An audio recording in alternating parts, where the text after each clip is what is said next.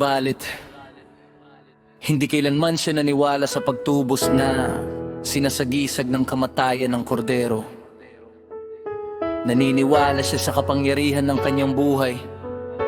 Pinainit ng araw, lumalago sa lakas at pag-asa na isang araw ay mapipigilan niya ito sa ibabaw ng isang kaharian ng walang hanggang kapayapaan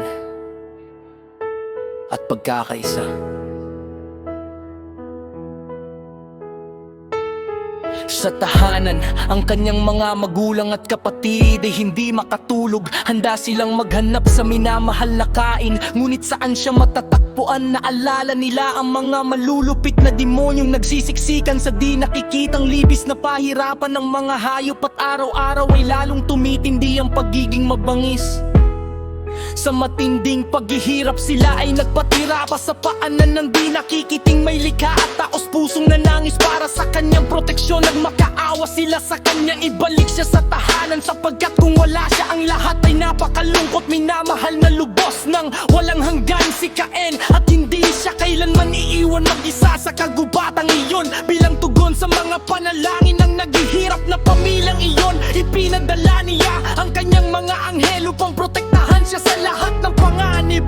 Nadaig ni Cain ang nalilimit na kadiliman ng gabi, ngunit dala ng mga hangin ng takot sa'y walang laban na nabuwal sa malamig na lupa. Nanatili siya roon hanggang sa ang kanyang tapang at lakas ay maibalik ng liwanag ng bukang liwayway. Kinilig sa ningning ng pag-asa, ipinagpatuloy niya ang kanyang mapangahas na mga hakbang patungo sa pinagmulan ng araw. Ang paraisong nangarap siya mula noong bata pa. Ang kanyang mga paa ang nagdatid sa kanya ng araw na iyon. Sa isang libis na puspos ng kamatayan, tumingin siya ng may pagkamangha sa lahat ng dako, sa mga tuyong buto at labi ng mga hayop na nilapan ng mabangis.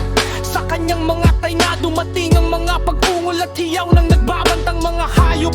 Bagamat naliligo sa sikat ng araw, nagsimulang matakot si Cain. Bigla naalala niya ang tahanan ng mga payo at pamanhik ng mga magulang. Naisip ang patuloy ng mga panalangin na ipinupukol para sa kanya, at natiyak na hindi nila siya pababayaan na umiyak para sa pagkain sa mapanganib na kagubatan iyon. Sa kabila ng kanyang kawalang utang na loob,